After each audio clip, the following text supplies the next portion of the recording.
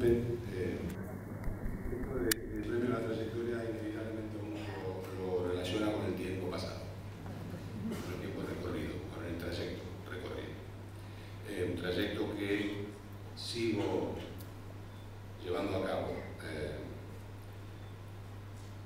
Yo la verdad es que nunca soñé con reconocimientos, ni con premios, ni con nada de eso que te obliga a hablar y a decir cosas supuestamente importantes, inteligentes y que ayuden al desarrollo del cine en este caso. Lo que sí puedo decir es que en muchos años y con muchas películas hechas en varios lugares, recuerdo que los mejores momentos del cine en cada país fueron cuando el Estado apoyó al cine. El cine necesita del apoyo estatal, porque el cine nos cuenta bien, habla de nosotros.